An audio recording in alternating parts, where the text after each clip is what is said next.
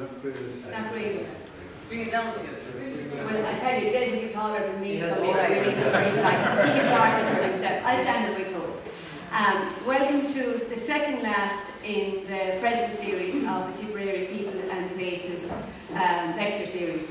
I think our subject tonight needs very little introduction, and neither does our speaker, because Des is an annual visitor to the Tipperary People and Places series. He is the backbone of the series, and I think he needs no introduction. Everybody knows that he's an excellent historian, has produced excellent works on Tipperary, and is a regular contributor to the Tipperary Historical Journal. And the song, It's a Long Way to Tipperary, I think we all know about it and know its origins, but tonight we'll hear a lot more about the song, the barracks, the Boer War and Tipperary town. So without further ado, I'd like you all to welcome Des.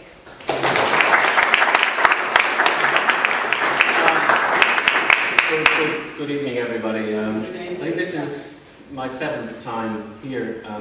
What Mary doesn't realise is that I'm struggling to get to 10 point out pension rights. And I hope you're also impressed by the fact that I don't have a PowerPoint, but I do have old masters, which I arrange so that when you're bored looking at me, you can take in what basically, I suppose you could say, casts an ironic commentary on the topic tonight. And essentially what I'm talking about is kind of two connected things, but two aspects to the topic. One is to look at the situation of barracks in a provincial town. Obviously I'm concentrating on Tipperary town, but not exclusively. But trying to look at the situation from the inside out. I mean, we all grew up with various ideas about the military and their role in Ireland, but we see it from a nationalist perspective. I think it's much more interesting to try and see what it was like from the perspective of somebody who was sent to Ireland, or in this case specifically to Tipperary, to serve out your time as a soldier. And the second thing then I want to look at is the not the history of It's a Long Way to Tipperary, but really the reaction to the song becoming what it became in the reaction of the British establishment, which, as you can imagine, if you stop to think about it, and I don't imagine you spend much time thinking about it, but they were not happy that such a ridiculous song became so symbolic of the British Army and of the British war effort.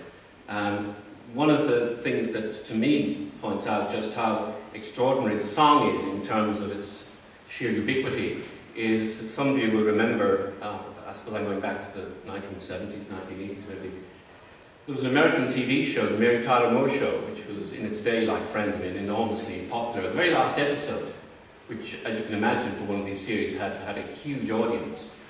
The whole series, the very last episode, ends with the cast members singing It's a Long Way to Tipperary.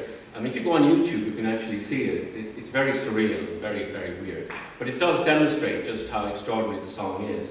And so that's the second thing I want to look at. What this really comes out of is the fact that 2 years ago, it was the centenary of the song. So, given my interest in history, obviously, and being in Tipperary, I started to look at it. But since then, I have written 4 articles. 2 will be in the journal, I think, this year, and then one each to kind of cover kind of the First Boer War. You could sit there and think I have too much time on my hands, but anyway, eventually these articles will appear. And what I'm talking about tonight is kind of based on 2 of those articles. One looking at the military before the First World War, so up to 1914, and then the second looking at the impact of the song. And then the third article looks at how the barracks in Tipperary was used to train soldiers, in a sense kind of sorting them out to go to the Western Front. And then towards the end of the war, if they survived and were wounded, they came back, and Tipperary became a kind of a depot for the rehabilitation of soldiers, which again was something quite unique. But I'm not talking about those tonight. My main interest in looking at the military is to see it kind of from their perspective, and getting sources is not necessarily easy. An example of how wonderful these sources can be, particularly letters, if you can get hold of them. And this is the one that isn't going to come into what I'm talking about tonight, but it's just my favourite. It's a soldier in the Lincolnshire Regiment, and he's in Tipperary Barracks, and it's August 1920. Now remember what was going on in August 1920. and he's writing home, and the letter begins, and I just love this. Dear Mummy, thanks awfully for the cake. And he does go on then to talk about more interesting matters that you would expect, given that it's August 1920, but it does point out how wonderful these sources can be. You'll immediately, of course, be reminded that the whole tone of that, he was a lieutenant in the regiment, and I presume probably in very early 20s, is exactly the kind of letter you'd write from boarding school. So he'd just gone from boarding school into the military, and really the difference wasn't huge. Go back 100 years and more, another letter. Great these people writing to their mothers. I mean, it's very touching. This is about 1802, and the quotation there that I like is, it's a rare thing to see a peasant here, he's talking about Tipperary, sober after his dinner, and then the punchline, or even before. In looking at Tipperary Barracks, there was always, well, not always, but given that there were difficulties from time to time, there was a fairly constant military presence in the region. But there was no permanent barracks until the 70s. Could wonder what took them so long, given the region was so disturbed for so long. Before there was a permanent barracks, at times of emergency they set up encampments, or took over places like the Erasmus's boarding school, or the workhouse, or one or two gentlemen's residences that are close to the town that became available, but none of that was particularly satisfactory. In looking at the military in Tipperary town, it struck me that there wasn't just one institution, but there were actually two institutions that shared extraordinary characteristics. And one of these is the military barracks. You can figure out what the second one is. But they both, literally and metaphorically, were behind walls. They were both in, but not of, the local community. Both had a sense of privileged identity. Both reinforced by a distinctive uniform. Hierarchy and obedience, very crucial in each. Both in service to a higher power, and both looked down at the local community. Now, one is the military barracks, the other, of course, was Convent of Mercy. Not often you hear those two in the same sentence, but you can see the characteristics. In terms of the relationship between the military and the town, again, Tipperary is an interesting one to look at. I don't know a huge amount about Temple Moor, but I would assume that the military presence in Temple Moor was pretty overwhelming, because Temple Moor itself was quite a small settlement, and the military station there was so large. Tipperary was kind of an interesting size of town, but it was able to hold its own and had a very distinctive identity, even though you had this very large military presence. I mean, in the late 19th century, you had about 30,000 soldiers in Ireland, so that's the kind of context you're talking about. And the way it operated was really on principle of dispersal and rotation. So regiments were sent for 2 or 3 years. I like there's a quotation from Lord Roberts, who was a very famous British military commander in the 19th century, which again saw the English perspective on sending soldiers from an English regiment to, well, it was one thing to be sent to Dublin or Cork, but to be sent to a provincial town. Not surprised at English soldiers not liking to serve in some parts of Ireland, for there are absolutely no places of amusement for them to go to in the smaller towns in which they may be quartered. And the recreation rooms are in most instances far too small and most uninviting. Also, if the men are married in some stations, they have to live in houses the reverse of comfortable, which would be a fair comment. He wasn't talking about Tipperary, but he might as well have been. It was difficult for the men, because of course class is the key element in all of this. And so you have two very different kinds of experiences for officers and then for men. As far as officers were concerned, I don't think it's an accident that very soon after the military comes that you have rugby and you have tennis clubs founded in the town. So there's plenty of opportunity for interaction. For the men, it was much more, I suppose the word is lubricious. The main interface between the ordinary soldier and the town was through alcohol and through sex. And there's an obvious connection between those two, and I'll deal with each of them eventually, so you can have something to look forward to. Again, just to summarise a quotation about the life from the officer's perspective. It was a delightful life, mostly duck shooting and hunting in the winter and tennis and cricket in the summer. And one of the accounts I use in relation to South Tipperary, this isn't somebody who was specifically in Tipperary, but was in Care and then subsequently in Feather. Some of this stuff, if you read some of the pieces in the radio talks that was published before Christmas, I've used some of this material. So I'm sure you've been studying it over Christmas, so you know exactly what I'm getting at. One academic has made an interesting characterization of kind of just a way of looking at Ireland as kind of 4 circles, some of which intersect. So you had Catholic Ireland, and then you had 3 others which do connect. You had Irish Ireland, Dublin Castle Ireland, and Military Ireland. And so basically those 3 very clearly interconnect. Catholic Ireland is a different situation. With regard to the military presence in Tipperary, as I say, it goes back to Cromwellian times. So the military station then appears not to have been in Tipperary itself, but in Marnane.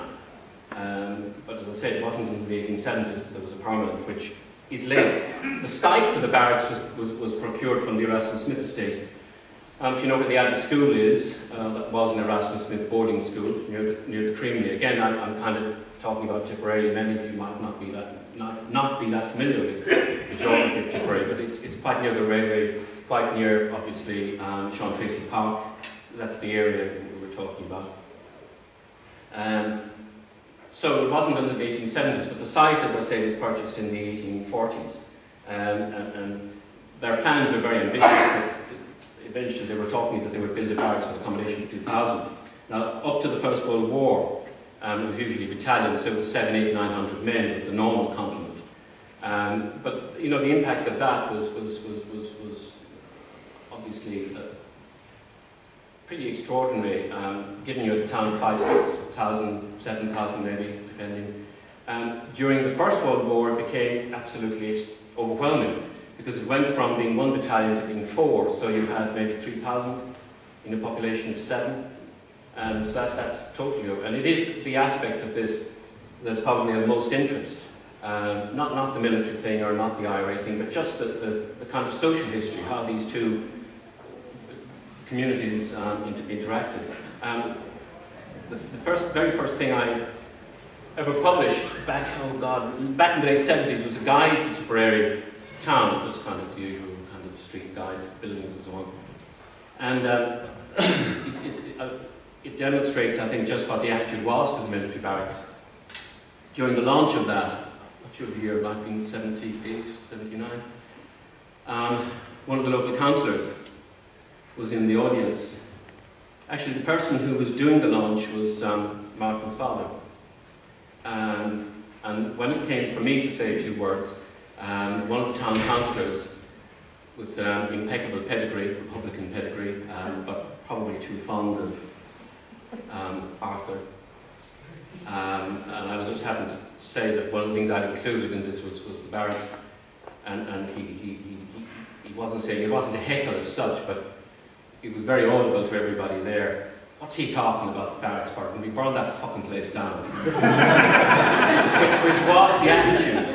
So the idea of decades later coming and just looking at it as a kind of an interesting sociological phenomenon, which it was. I mean, if you think of particularly during that period in the First World War, when you had as many as 3,000 in, you know, a community of 7, it just is quite amazing. But that's not really what I'm talking about tonight. It's when you had maybe 700, 800, 900 stationed in Tipperary. One of the things that, one of the ways I think it's interesting to look at it is that over the period the barracks was there, it opened kind of officially in 79, and obviously it was burned in 22, so that's the history of the barracks, but that divides into obvious sectors. So you 79 to 1914, then 14 to 18, and then you have the war period and the Civil War until it burned. In that 1914 period, we had about 22 different regiments, each doing their 2 or 3 year rotation. So, I mean, East Yorkshire, Warwickshire, East Surrey, Northamptonshire, Wales, the Highlands, Shropshire, Lancashire, I mean, all over. So every 2 or 3 years, the accents that you would hear, I mean, apart from the non-local accents, would be very distinctively different as these chaps went around town and patronised a very limited number of pubs and frequented a very specific number of back lanes. So as I say, I mean, the work began in 74, was opened in 79.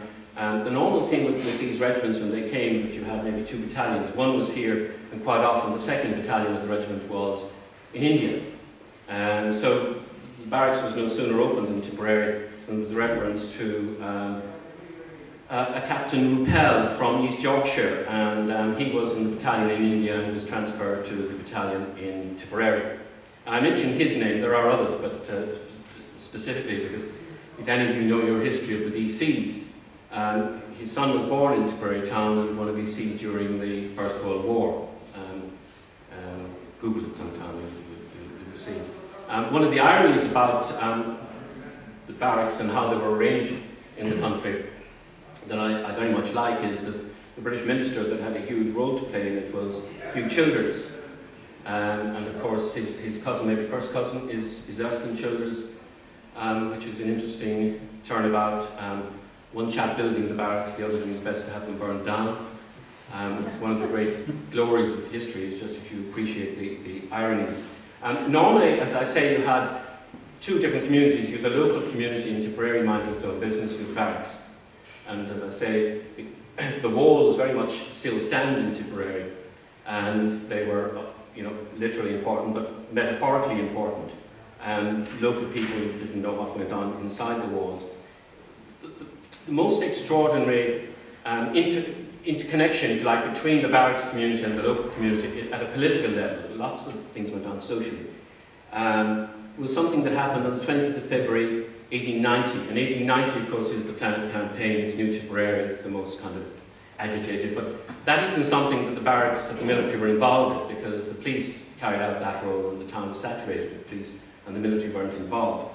But what happened on that day was just so out of character, and it wasn't covered. I don't know, it was extremely well covered up. It's just one local paper has one reference to it. I could find no other references anywhere to it. And so I'm just going to read the account of what happened, because it is quite extraordinary. This town was thrown into a state of indescribable excitement last night by a party of soldiers belonging to the Manchester Regiment, numbering between 15 and 20, who, when they were about to proceed to their barracks, marched down through William O'Brien Street and the main street, and groaning Mr. Balfour and Mr. Smith's barrier. This state of affairs lasted for at least an hour and a half, and in the meantime a large crowd of people had collected, but were not allowed to stand on the streets by the police, who were present in large numbers, both in plain clothes and uniform. The police made several efforts to induce the soldiers to go to their barracks, but all their efforts were unavailing, and in the end they had to invoke the aid of the military authorities, who dispatched a strong picket to bring in their men. By the time the picket arrived, matters were looking serious for the police, who were in imminent danger of coming into collision with the soldiers. And I very much like the tail end of the story. A detachment of soldiers left here this morning for India.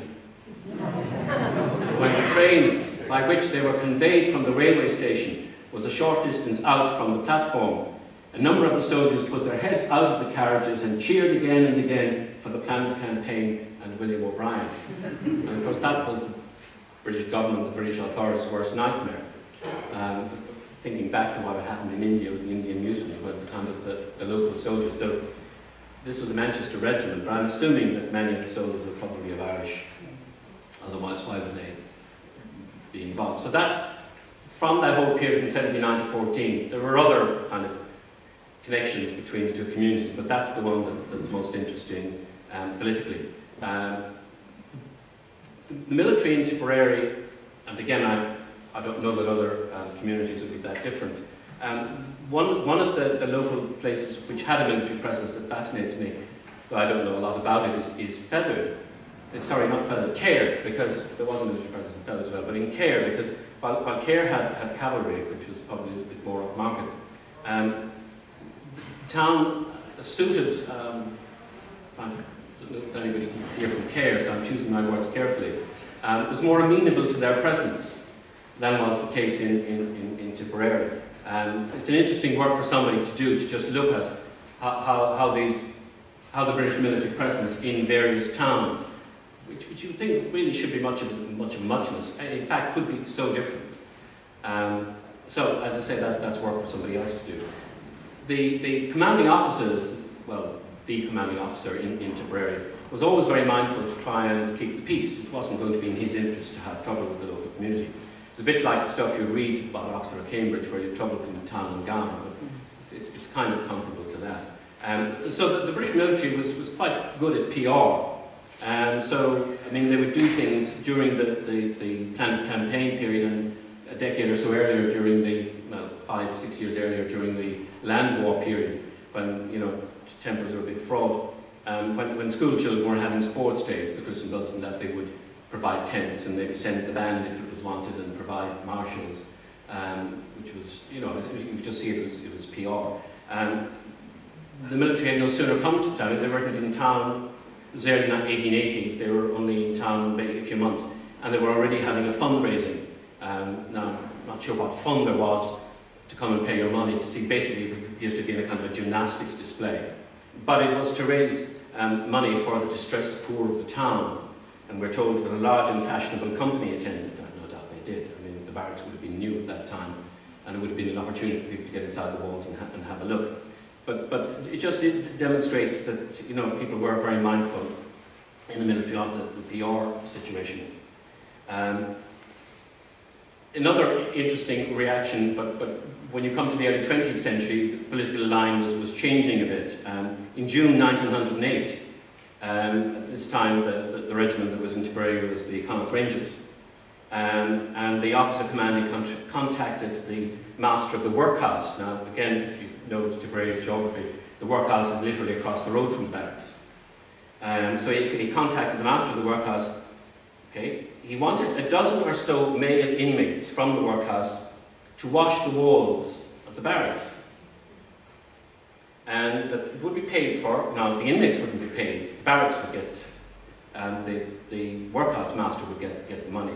And so it's interesting to look at the discussion of the guardians, because they had to decide whether they would go for this or not.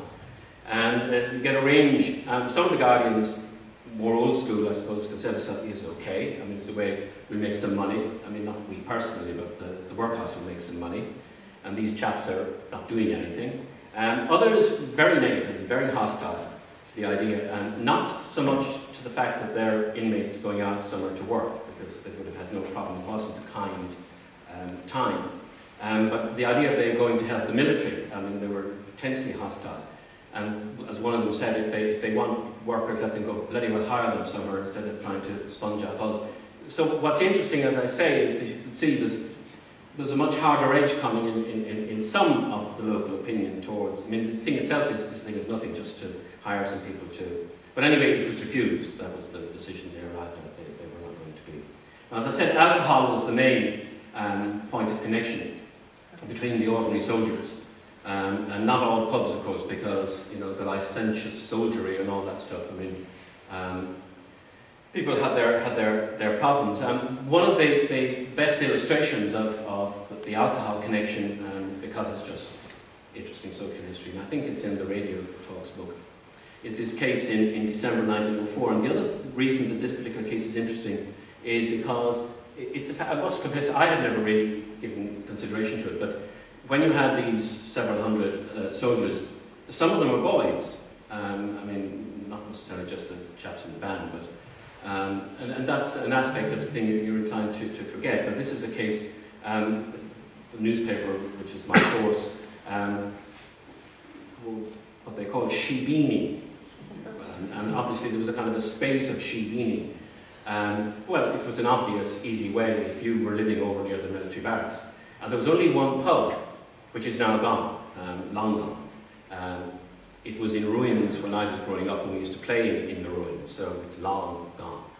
But it was just beside the railway station, but there was no other pub. And it's interesting, during a time when there was difficulty during the War of Independence, and the Black and Tans were running a bit riot around the place, and the fire brigade was trying to put out fires, and the soldiers kept cutting the hose. The one place that they were working out rather hard to say was this pub, because it was the place where they went to drink. Those of you who were from the area wonder what it was a pub called Early Lions. And looking at the census return, he wasn't local, he was born in Scotland, I think, explain why the soldiers were quite welcome. But anyway, it was too obvious a source of income for some of the poorer people living in the area that you could sell alcohol to the military. And this case anyway, it's just after Christmas, obviously a lull in the barracks, normal routines were probably relaxed. And you had 2 or 3 of the boy soldiers. These are 13, 14, 15 years of age. And they're allowed out of the barracks. And they call in this cabin, and there are 2 ladies, wonderfully local names, Bridget Burke and Johanna Leahy, could be kind of more local. And they knock at the door, and they know this is the place you go, and they want to buy some bottles of stout. And so the details are all revealed later. They go in, and the bottle is taken down from beside the fireplace, where it's kind of hidden. And the lady of the house puts it into a brown paper bag, as one does, and gives it out, and the chap gives in his shilling, and he gets 10p change, so it's 2p for the bottle of stout. And then when he and the other 2 or 3 chaps go back to the barracks, and of course they can't keep their mouths shut, and some of their other chaps who haven't been on the excursions now drink from them and spill the beans, and of course there's a lot of palaver, and then the sergeant who's in charge of them goes and accosts the ladies about what they're doing and corrupting these minors. And anyway, it ends up in court for petty sessions. And the only defence the 2 ladies could have is that yes, they did sell them a bottle, but it wasn't alcohol. It was some kind of root beer or something, but not alcohol, which the judge wasn't buying particularly. They were eventually, the ladies were fined £2, which was a substantial amount of money. The magistrate had threatened he could go for 50, but anyway, that would be ridiculous, so he went for 2. But I think probably what did them down was when cornered, one of the ladies at this overwhelming evidence against her from these boy soldiers. What could I expect from that dirty English? is the wonderful quote. So obviously there was no going back from that, and so she was paid. But again, it's funny and it's interesting social history, but you just don't think of it in terms of these boy soldiers. I hadn't anyway, certainly. The bigger issue, as I say, was where you have soldiers, you have prostitutes, and that was another area.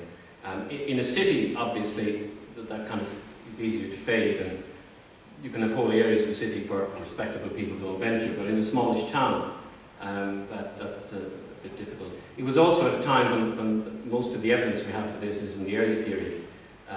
Things kind of settled down eventually. And there isn't that much evidence during the First World War, and it must have been an overwhelming issue. An interesting kind of local connection is that at a wider scale there was a kind of a moral panic, and this dreadful Contagious Diseases Act, if you're familiar with it, was passed, which gave the police draconian powers in relation to women in areas where there were police, and that they could take them and forcibly search them and do all kinds of things. An interesting local connection is that the woman who campaigned against that, one of these extraordinary Victorian kind of heroines, Josephine Butler, has a strong family connection with Ballykistine. Again, that's just kind of by the by.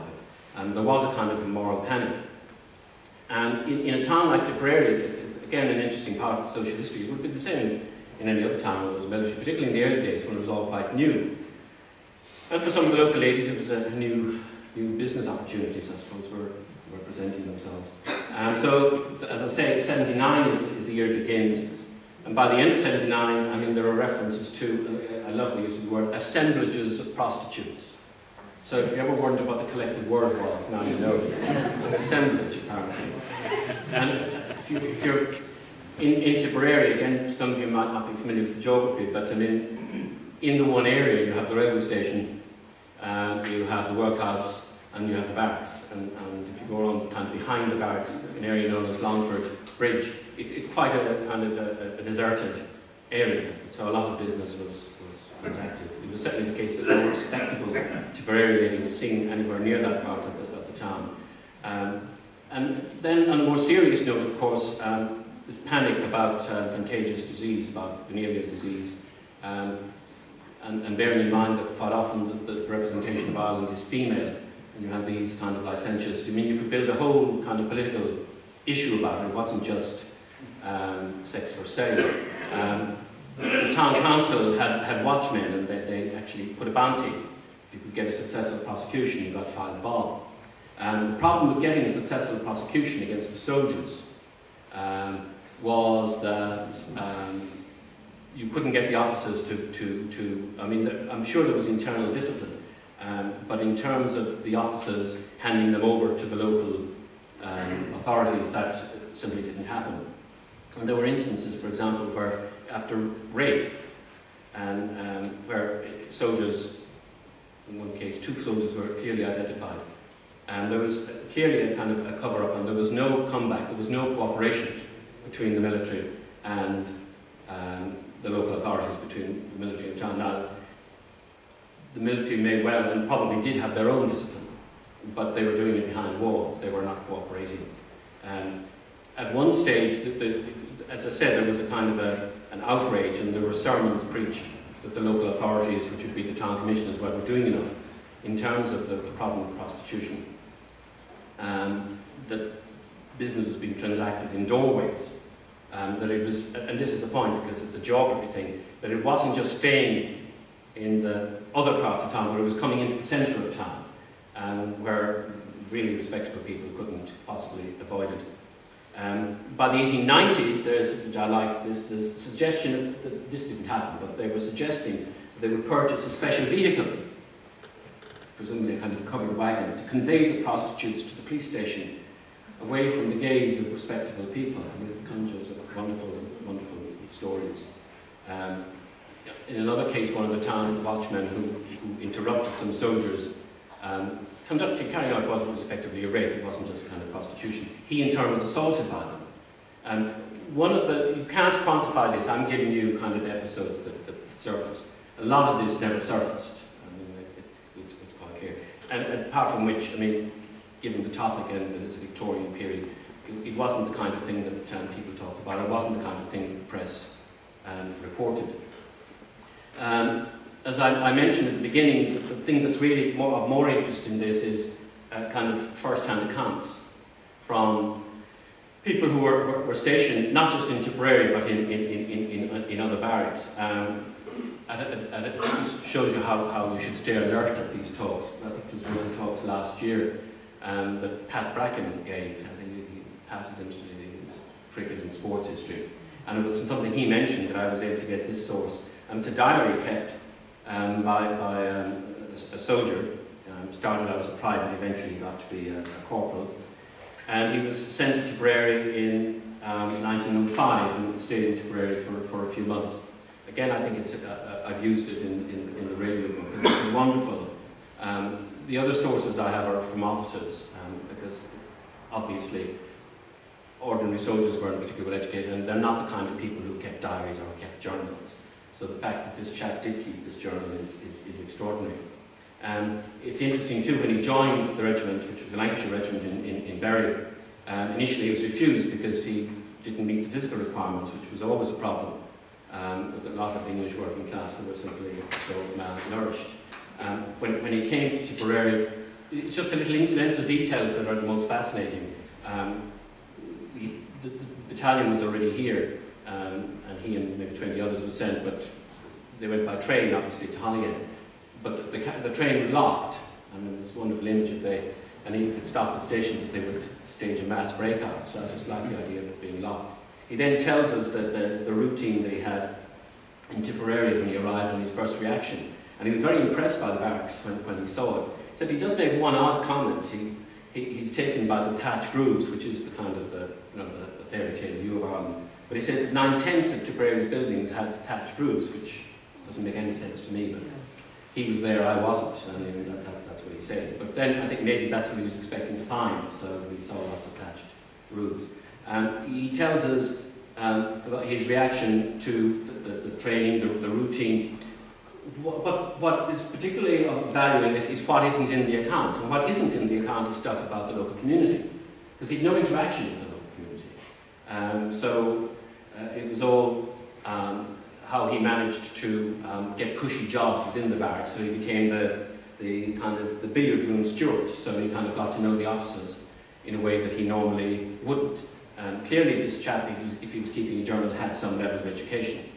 And I would say he was from a chapel background, because he's quite prissy about people using bad language, and taking alcohol and so on. He has a wonderful description of going off down to the camp in Kilworth, which the soldiers did every summer, and he's there for several months. And again, detail that you wouldn't know anything about. We were followed, because they marched from Tipperary to Kilworth, and he's quite proud of that, because a lot of the other regiments who were there didn't march, they arrived by train or whatever. And he tells you when they made the march, which was a long march, we were followed by the Irish people all the way, who rode in buggies, selling drinks and cakes. So again, you can see the entrepreneurial spirit of all these soldiers, anxious to. And when he arrived again, initially he was able to get kind of a cushy job, but that didn't last forever. And then the weather turns, even though it's summer. And it's very difficult to read this. I mean, it's 1905, but not to think through to 1914 and 1915, because they're living out in the open, and it's obviously a dreadful summer, and they're living in muck, and he talks about the bugs that are... so it all starts out in sunshine, and it's kind of like being in a holiday camp. And he talks that there's lots of... because there's 5,000 or 6,000 soldiers there, so there's lots of crime, and lots of court-martials to try and keep order, a huge amount of drink consumed, brought into the camp. They're fed on dreadful food, as you can imagine, cooked in the open.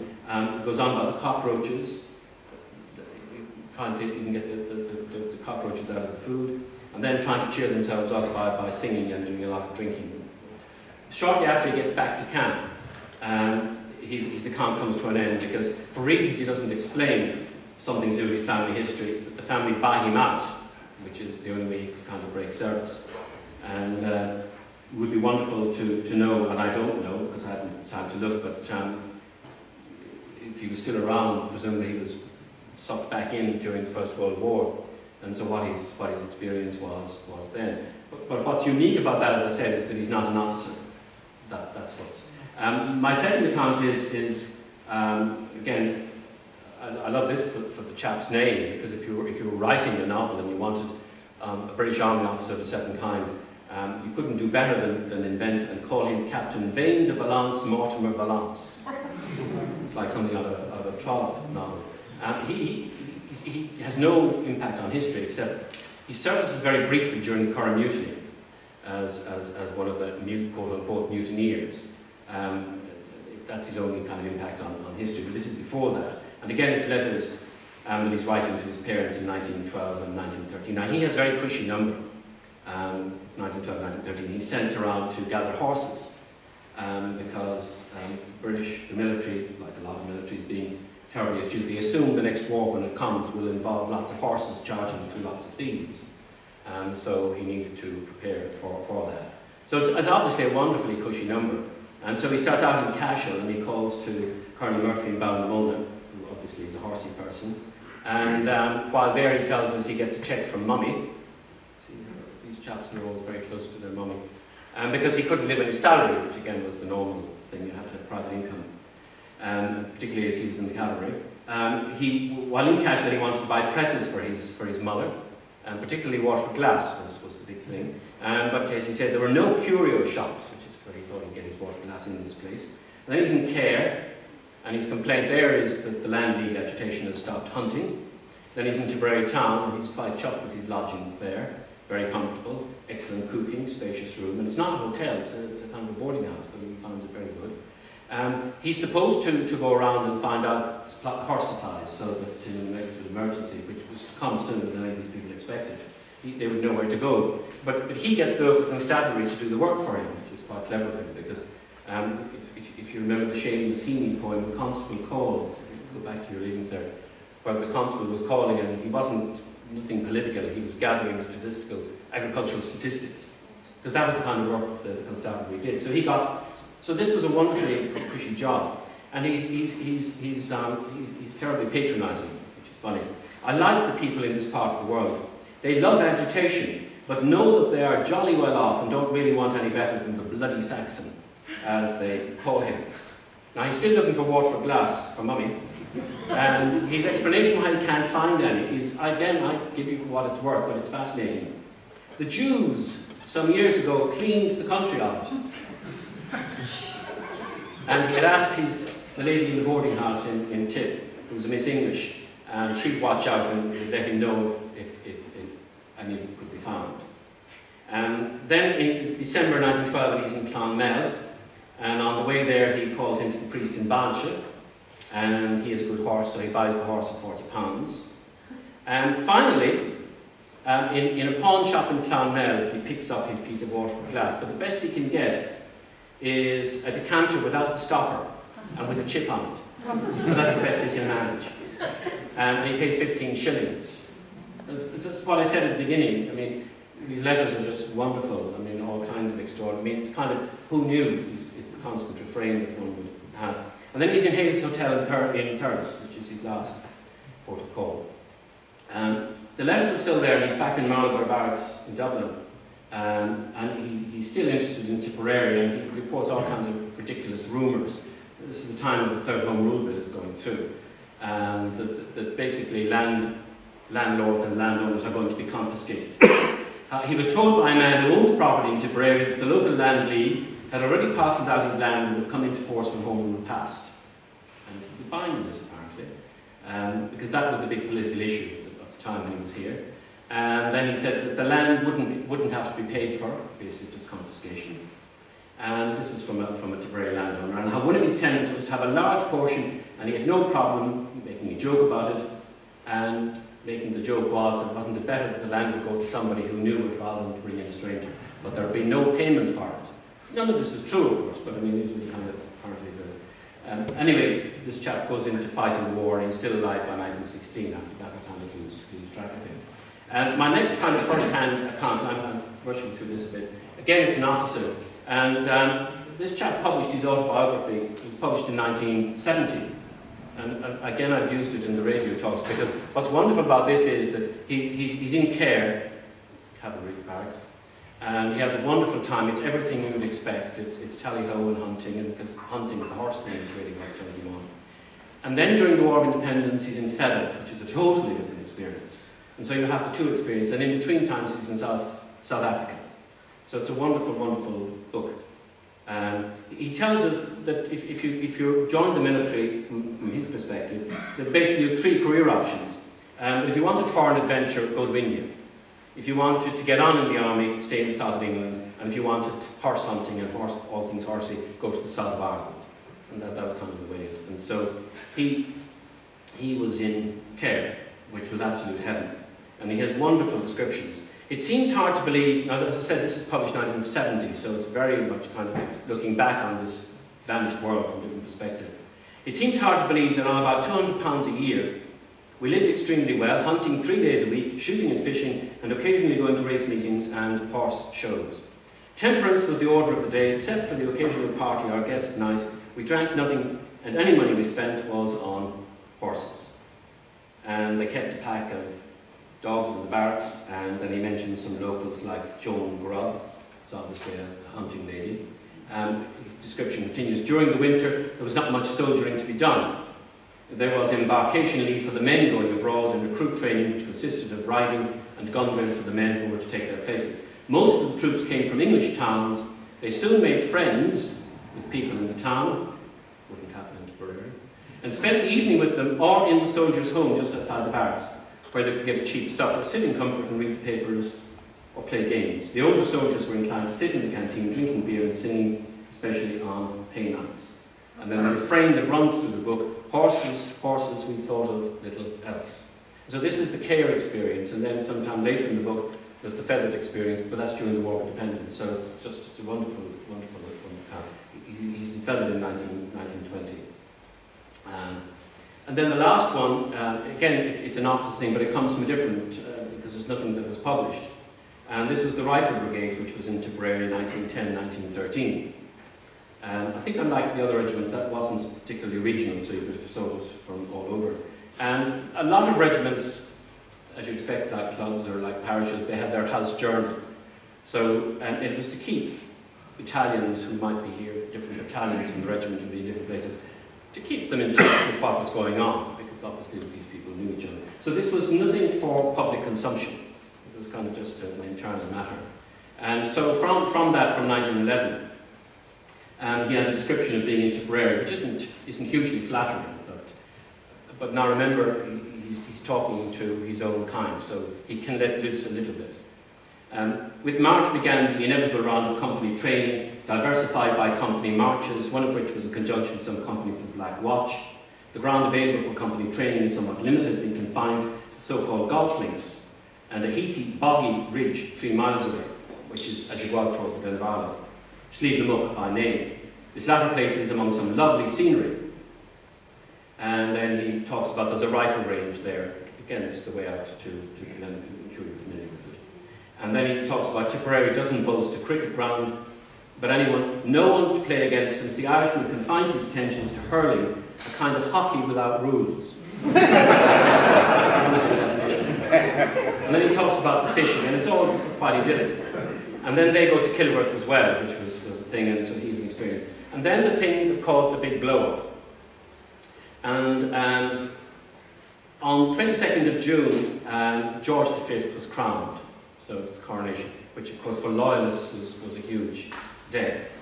And a detachment was sent from Tipperary to represent the battalion, which would have been the case. And then those who stayed at home back in Tipperary would have to celebrate the day in their own way, because again, the point of the story is it was a huge day. You have to get that in these kind of royalist monarchist circles. So this is his description in the House Journal. Here in the barracks, the occasion was celebrated by holidays and sports, but the town of Tipperary showed its loyalty and devotion to the Empire by carrying on assiduously its everyday business of doing nothing and getting drunk. It is said that only the proximity of the horrid soldiers prevented a display of black flags and other similar demonstrations. Now, it would have been fine if that had been kept private, but of course it didn't stay private. And then he goes on other descriptions equally unflattering.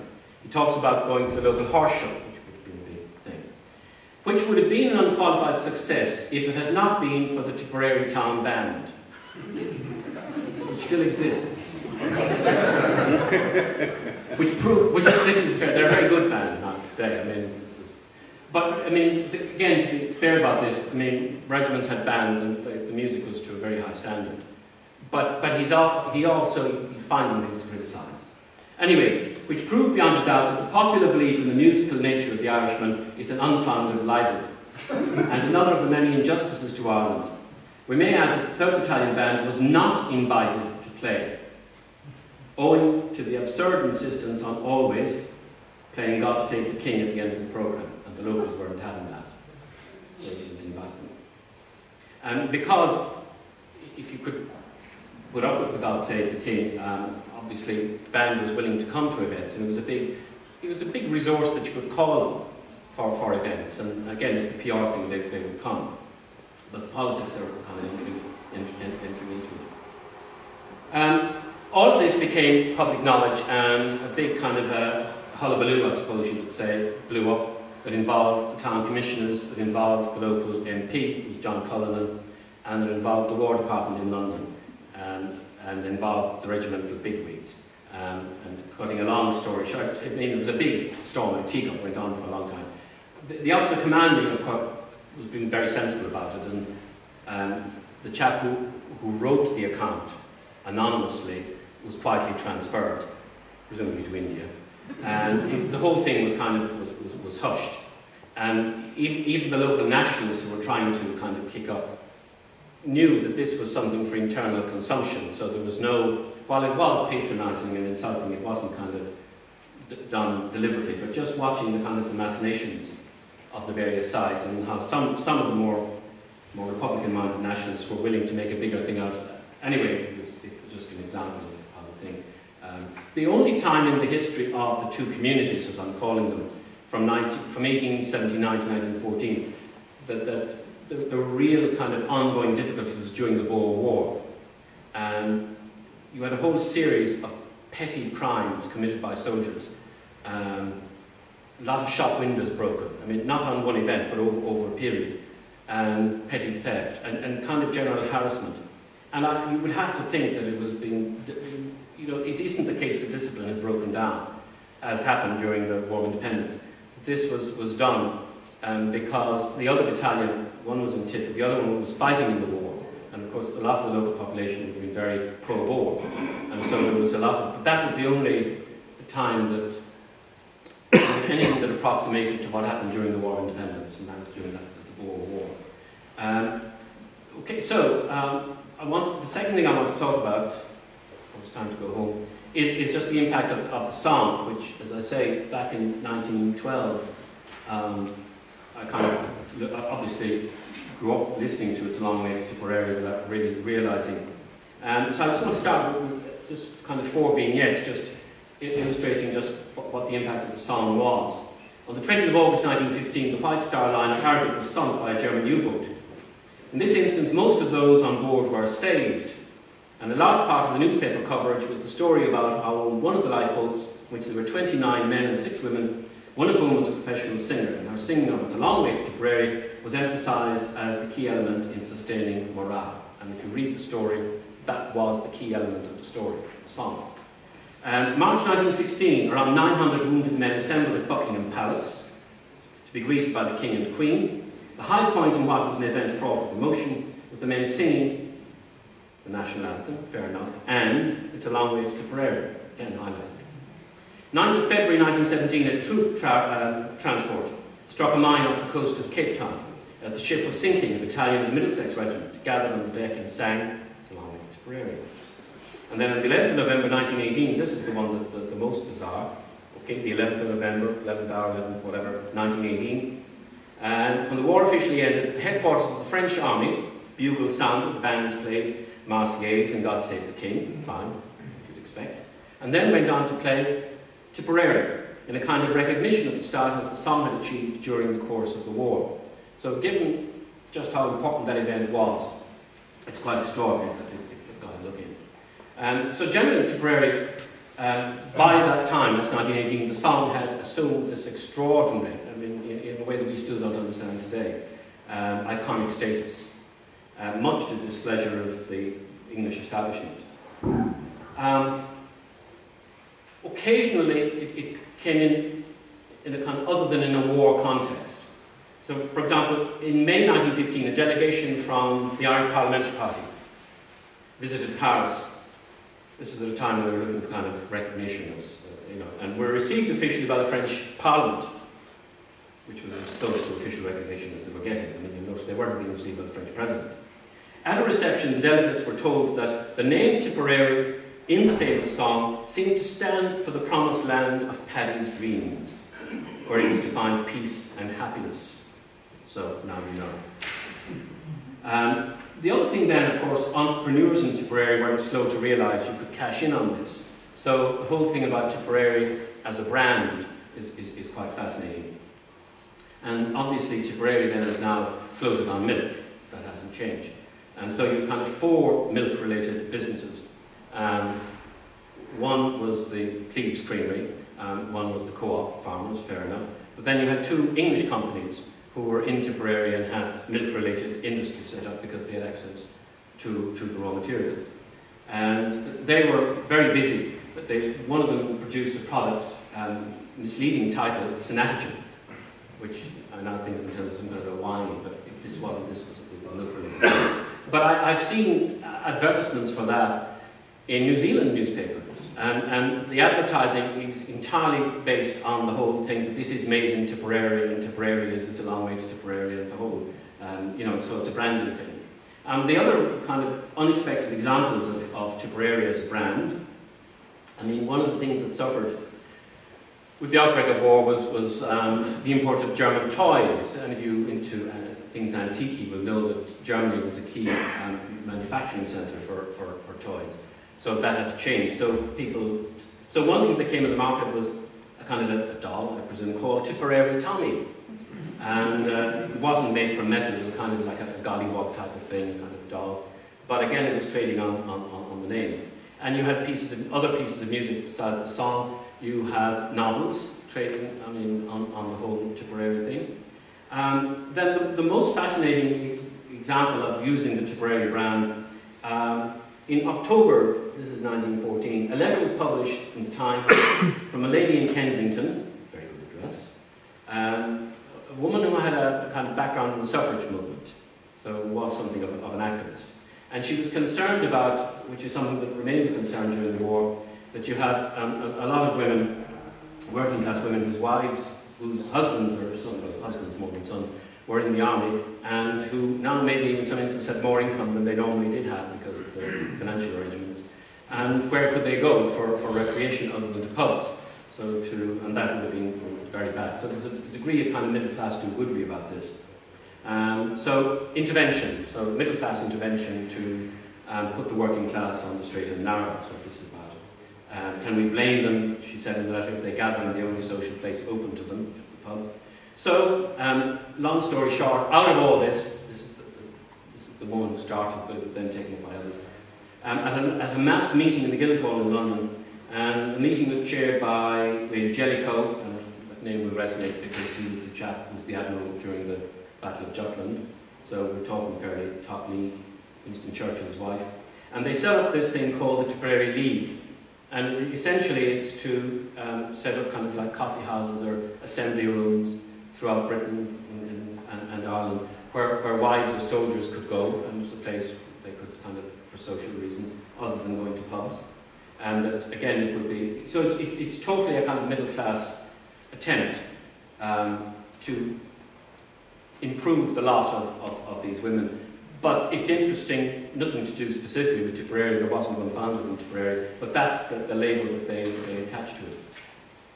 And then the other example is one of the ships involved in the Battle of Jutland was one of the ones that was sunk, was the HMS Tipperary. Again, it's an indication of the importance of the song. One of the extraordinary things about the song is why it became what it became.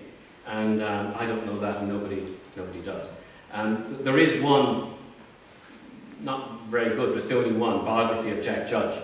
And just as I think, but one of the things you'll notice if you see any of the sheet music for the song, I mean, it's not just Jack Judge, but there's also credit given to another chap. But it would appear, I mean, you can read the material on this if you wish. Obviously, Harry Williams' family is claiming still that he had a hand. But what appears to have happened is that Jack Judge was very good at writing these entertaining songs, but didn't know musical notation, whereas Williams was more sophisticated and kind of helped him with writing the music down.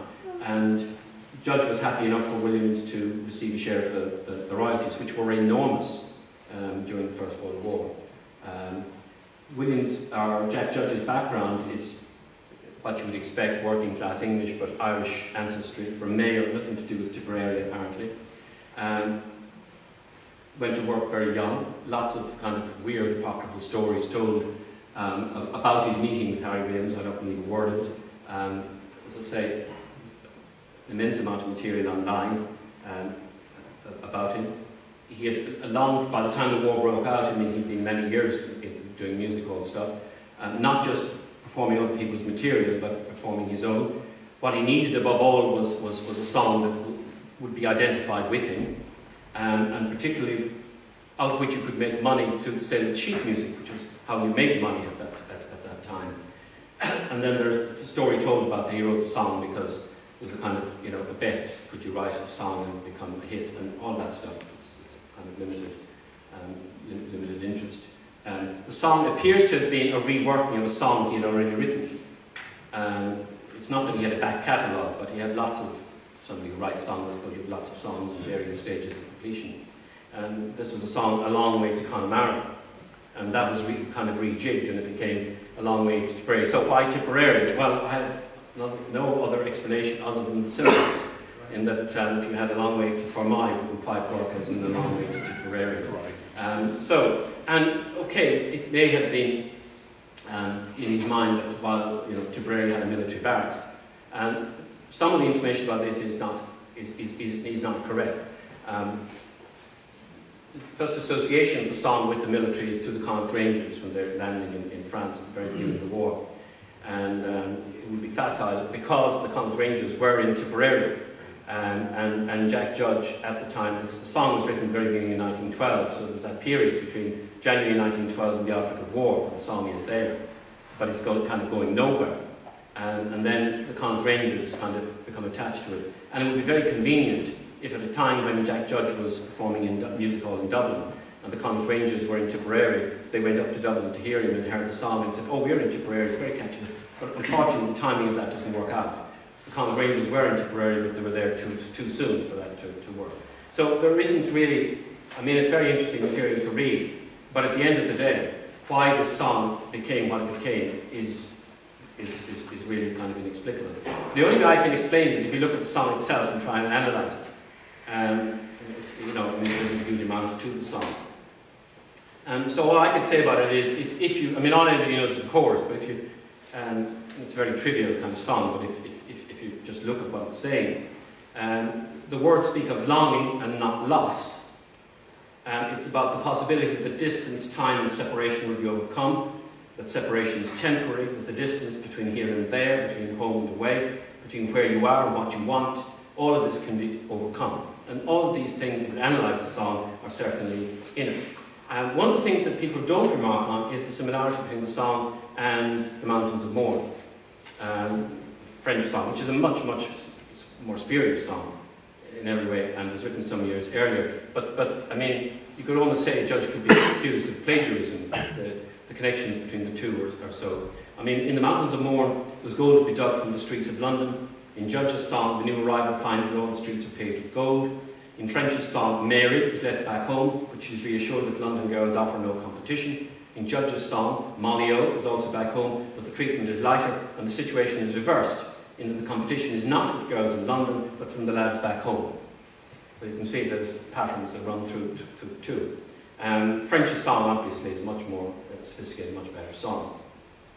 And the chorus is the other thing, of course, but at the end of the day, you can analyse it until whatever, but it's just going to remain inexplicable. And how quickly the song caught on. The point at which I want to finish is just to look briefly at the reaction of the English establishment, particularly the musical establishment, but the official establishment, including the government and the military and the Times newspaper, which would be the mouthpiece of the establishment. They were absolutely horrified, and that's not too strong a word, by the connection that was being established between this song and their soldiers and the war effort. Because one was so serious and the other was so ludicrous and trivial. I mentioned earlier about the kind of money that Judge was making. He went, as I said, the song was January 1912, the war begins August 1914. During the first year of the song, he made £9 in royalties. During the first year of the war, he made 1,680, which you'd have to multiply by 50 or 60. It was an enormous amount of money, which is one measure of the success of the song. In the Times newspaper, and again, okay, you can think of the Times today as still an interesting, good newspaper, but it's tied to Murdoch, which doesn't help it. But in its day, it was the mouthpiece of the establishment. Its importance cannot be kind of overemphasized. And one of the things they tried to do was to push alternatives in the hope that some better song would become established as the army song. We publish today some songs for our soldiers to sing, written to old tunes by eminent hands. I mean, as if that was the way it was going to work. And as they said, listen, no one can tell what soldiers will choose to sing or why. One of the things that particularly disturbed them was the fact that German musical tradition was very rich, particularly Schubert, the art songs, Hugo Wolf, and the musical establishment, political establishment in Britain, very close to German cultural values, knew all this.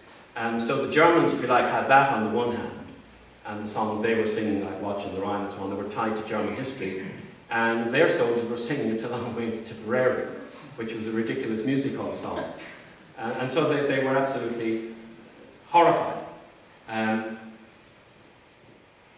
When I found this, I was amazed, given that the status of the Times newspaper, but for 2 days at the end of 1914, not one day, 2 days running, meant they couldn't get it all said in one day. There were editorials. Now again, hopefully not overemphasizing how significant the Times editorial is in terms of being the voice of the establishment. And the 2 editorials were about this damn song and about Tipperary. The first editorial was called Tipperary, an Expression of Democracy. Now they're talking about the song. And the second was called Tipperary and Emotional Freedom. Both editorials written by different people, but on successive days. You know, you could have a small war in Uganda and there wouldn't be editorials on successive days of the Times. This was so exercising, and they had to try and figure out what the hell it was about this song that was causing it to work. And the first editorial, our enemies had much to say about British decadence, and the choice of Tipperary as the song would seem to back that up. Our soldiers choose their battle song, a jingle from the music hall. And you can imagine whoever wrote the editorial that he was doing, on the one hand you see he couldn't insult the soldiers who were singing it, but at the same time he hated the fact that they were singing it, so you had to kind of choose his words. The soldiers who sing Tipperary are working class, and so for a song to appeal it has to be simple and sentimental. And the writer who clearly thinks the song is rubbish and unwell in the British Army has to find excuses. It speaks to them of the things they care about. And then, as in earlier talks about Tipperary, there's an acute consciousness of the superiority of the German musical tradition. And so he says, again to cover this, oh, the German soldiers are singing songs ordered for them from above, whereas the British soldiers are singing songs that come from below and the songs that they really want to sing. So you can see how he's rationalising, even though he hates what he's doing. And then in the second leader, which as I say is written by a different person, he concedes that the soldiers are singing Tipperary because they like it. And this is contrasted with Germany, where the soldiers are singing the songs that they ought to sing, or that they're being told. I mean, that's how he's rationalising. What he really would like, and they had even asked eminent musicologists to write, Rudyard Kipling was asked to write, you know, words for a song in the hope that it would catch on. And, I mean, to use the tune of Lily Bolero, which was a song very much associated with the British Army from earlier campaigns. Anyway, you know, lots of alternatives suggested, but none of them were going to work. One of the most interesting examples of the impact of the song is a description of the famous Christmas truce, which is one of the kind of almost mythical elements of the war that everybody in has, you know, movies have been made about it and so on. What makes this interesting is, again, it's a letter from a chap to Mommy, and it's nothing to do with Tipperary, but it's about the song. But he's writing, his family is from Stallybridge, which is where the song was first performed, which gives it a particular kind of edge. And it's his description of the Christmas truce, which is that first Christmas in 1914. And it's fine when you, I mean, lots have been written on this, but the only way you really get the impact of it is to read some of these first-hand accounts. And this is his description. I was a bit timid at first, coming out of the trenches. But me and a lad called Sterling went up, and I'll bet we shook hands with 16 Germans. They gave us cigars and cigarettes and toffee, and they told us they did not want to fight, but that they had to. Some could speak English as well as us, and some had worked in Manchester. All had Cheshires, and Germans were now together with the Cheshire Regiment. And by this time, and we sang Tipperary. What else? And they sang in return a song in German for us. We were with them for about an hour.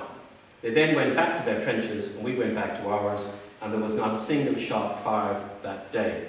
So it's a wonderful little picture vignette of this extraordinary Christmas truce episode, which I assume later this year, given that it's the centenary, there's going to be huge amounts about it.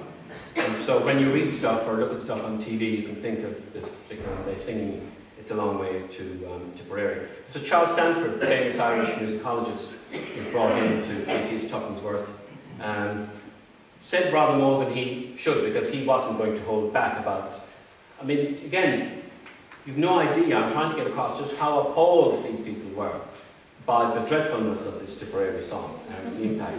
And you've seen from the examples I've given you how the impact of it, I mean, the impact was unimaginable, really.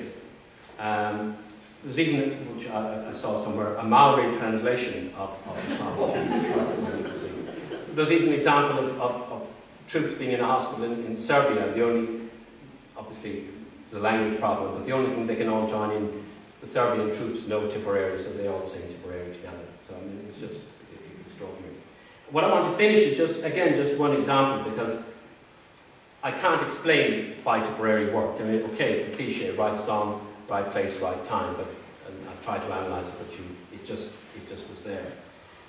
This is Rome, okay, home of opera, so if you want music, Rome is the place.